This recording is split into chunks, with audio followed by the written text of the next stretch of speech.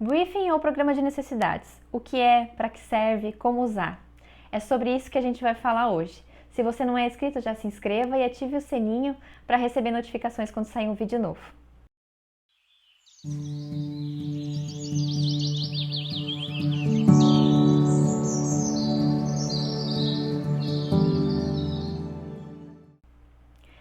Briefing e programa de necessidades são duas ferramentas utilizadas por nós arquitetos para captar algumas informações para desenvolver um projeto. O programa de necessidades é quase uma planilha com algumas informações técnicas, e aí cada arquiteto faz de um jeito, mas nessa planilha vão informações como quantos e quais ambientes, qual é a metragem quadrada necessária para compor tudo que esse ambiente precisa, se existe alguma legislação ou normativa para aquele espaço, algumas informações mais detalhadas como um banheiro do casal com uma ou duas duchas, qual é o tamanho da cama de casal no dormitório, lá na sala de jantar, uma mesa de jantar com quantas cadeiras, enfim, cada ambiente passa por uma espécie de um checklist. Já o briefing é uma conversa guiada por perguntas que vão dando abertura para o cliente dar informações sobre as necessidades dele mais individuais, sobre os gostos, sobre os desejos, sobre a rotina. Quando eu pergunto para um cliente, por exemplo, se ele recebe visitas, qual é o horário que ele geralmente recebe, como que ele serve essas visitas, quantas pessoas são geralmente. Essa pergunta pode ter infinitas respostas. Ele pode me dizer, por exemplo, que ele não recebe visitas, ou que ele recebe mais no período da noite, ele gosta de servir um vinho, e aí de repente ele vai dizer assim, seria legal ter uma adega, um espaço para essas bebidas. Ou ele pode dizer assim, olha, eu só recebo no domingo à tarde, mais ali para o almoço, gosto de fazer um churrasco, eu ofereço bebidas não alcoólicas, mas o pessoal geralmente traz uma cerveja e tal. Então vejam, essa simples forma de teu cliente receber uma visita pode te dar inúmeras possibilidades de projeto. Então, ali, por exemplo, a gente pode entender se é necessário ter uma cristaleira, que tipo de cristaleira, se vai ser para louças, copos, qual vai ser o tamanho dela, onde ela vai estar localizada também, né? Se vai ser mais ali no hall de entrada para fazer essa recepção, ou ela vai estar lá mais na sala de jantar, ou ainda dentro da cozinha, mais escondida. Vejam que uma simples pergunta sobre uma determinada ação dá uma gama gigantesca de possibilidades, quem dirá então se a gente analisar todos os hábitos e toda a rotina desse cliente. O arquiteto projeta o ambiente a partir do comportamento humano. Então ele precisa de ferramentas que quanto mais aprofundadas elas vão, quanto mais a fundo elas vão, elas trazem respostas e embasamento para as escolhas de projeto. Agora imagine que um briefing ele não consegue ter todas as perguntas possíveis para um cliente. Porque as pessoas são muito diferentes, os seus hábitos são muito diferentes. E aqui o arquiteto precisa ter uma sensibilidade, ficar atento, usar do bom senso para ir guiando essas perguntas para que ele possa extrair a maior quantidade de informações que ele precisa para desenvolver um projeto. E é tão legal essas diferenças e ao mesmo tempo é um desafio, porque tem cliente que ele não sabe o que ele quer, mas tem cliente que tem tudo muito definido. Tem cliente que chega com... e são diversas as formas de se expressar, né? Tem cliente que chega com um texto super escrito, detalhando como ele quer as coisas. Tem outros já que se expressam através de imagens, então eles trazem ali um monte de imagens de referência, já tem o repertório, já tem as pastinhas salvas lá no Pinterest por tema, por ambiente. Eu nunca esqueço que teve um cliente uma vez que ele fez uma apresentação no PowerPoint, que teve todo um trabalho de reunir imagens, de puxar a setinha, de colocar texto, escrevendo o que ele tinha pensado para aquele ambiente. Então, a forma dessas pessoas se expressarem também mostram quem elas são, como elas pensam e te dão pistas. No início da minha carreira, eu me perguntava se eu não ia esquecer nenhuma pergunta, né, de fazer alguma pergunta para um cliente, e se lá na frente, na hora de projetar, não ia ter alguma informação que teria faltado. E na verdade isso pode acontecer, principalmente quando você tem um briefing muito engessado, muito de perguntas rasas, desses que a gente acha aí de monte na internet, que vendem como referência, com perguntas mais superficiais. E aí eu me perguntava, será que eu vou ter que ter um briefing personalizado? E como é que eu vou personalizar isso se eu nem conheço aquela pessoa ainda? Eu não tenho uma bola de cristal. Então, se a arquitetura ela é uma ferramenta de comunicação do ser humano, então ela tem que compreender de comportamento humano, será então que briefing e programa de necessidades conseguem dessas informações?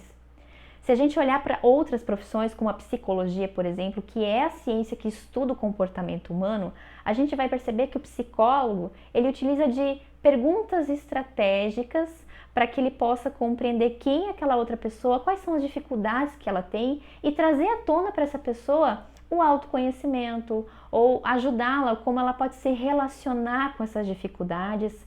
O psicólogo utiliza de perguntas muito bem estudadas e embasadas para ajudá-lo na anamnese. A anamnese na psicologia e na medicina é a mesma coisa que o briefing para nós na arquitetura. A anamnese nada mais é do que uma entrevista com perguntas para chegar a um diagnóstico de uma doença ou uma condição, enfim. Então, esse profissional ele faz perguntas estratégicas para extrair informações que muitas vezes o paciente dele não sabe dizer, mas que são muito importantes. Então, como numa consulta com um psicólogo, numa reunião com o arquiteto, também a gente precisa fazer, além de ter sensibilidade, a gente precisa de ferramentas que nos auxiliem a captar essas respostas que muitas vezes o cliente não sabe dizer, não sabe verbalizar ou nem acha que é importante dizer, mas que vai fazer total diferença. Mas ele te dá sinais. Por exemplo, desde o início, quando ele começa a se comunicar com vocês, desde o primeiro contato, você já consegue direcionar algumas coisas. Perceba como ele fala com você, né? Qual é o primeiro contato, se é uma pessoa mais prática, mais objetiva, como é que ela te pergunta, como é que ela te responde. Isso pode te dar um direcionamento de como você vai atender ela. Então, às vezes é uma pessoa que vai ter reuniões mais curtas, é uma pessoa que você não precisa ficar detalhando muito as suas escolhas, argumentando muito, vai focar mais no resultado, na entrega, nos prazos, né? Que é uma pessoa que talvez está procurando mais isso. Na contrapartida também tem pessoas que são mais detalhistas, que ela já vai, no primeiro contato, te dá um arsenal de informações. E vejam, a gente geralmente trata o outro conforme a gente também quer ser tratado. Então, aqui a atenção não é tanto, né, nessa entrega, é mais no argumentar também, é mais no dar atenção, escutar, responder, estar ali presente.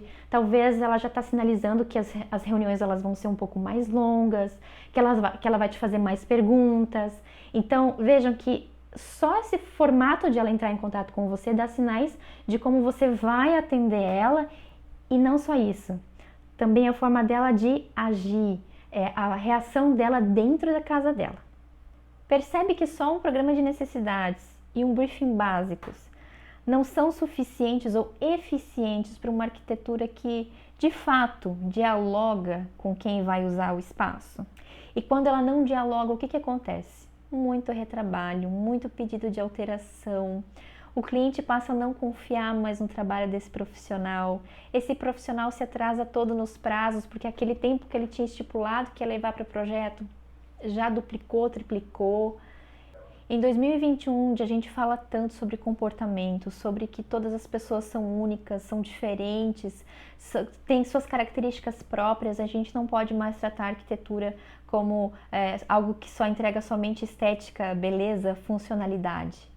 Aliás, a boa arquitetura não é aquela que entrega só o básico. A boa arquitetura é aquela que surpreende, que gera emoção, que gera experiências positivas. E o arquiteto ele precisa, além de dar sensibilidade no olhar, ele precisa de ferramentas que auxiliem ele a extrair essas informações que são muito importantes para de fato criar essa experiência entre cliente e projeto. Se você quer fazer esse tipo de arquitetura, eu tenho algumas dicas para você. Primeira, pegue o seu briefing e analise cada pergunta, tenta destrinchar um pouco mais cada uma delas, analisa quais são as informações que essas perguntas te entregam e o que você consegue fazer com elas, o que elas já te resolveram em projeto. E faz o processo inverso também, olha para o teu processo de projeto, para o teu processo criativo e veja que tipos de informações que eu precisei, que eu não tinha, o que faltou e como que eu posso inserir perguntas que me tragam essas informações no meu briefing. Segundo, sempre escute as pessoas antes de aplicar o briefing.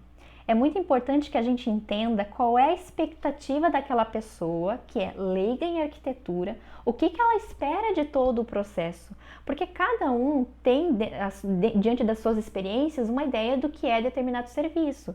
E nós sabemos, nós arquitetos, que a imagem do nosso serviço muitas vezes é errada, é equivocada. Então sempre pergunte qual que é a expectativa dela diante do que você vai fazer, do instrumento de briefing, de programa de necessidades. Sempre inicie uma reunião perguntando qual é a expectativa dela, porque ali você já vai ver se ela está alinhada com de fato com o que você vai fazer, e se ela não tiver, você tem, antes de começar, você tem a oportunidade de explicar para ela o que vai acontecer. E aí assim vocês lembrem, né? O combinado não sai caro. Então, sempre tente entender qual é a expectativa para você, então, continuar o teu trabalho alinhado com o que essa pessoa vai estar esperando. Terceiro, comece a observar as expressões, como que esse futuro cliente se comunica desde o primeiro contato dele. Como é que ele se expressa?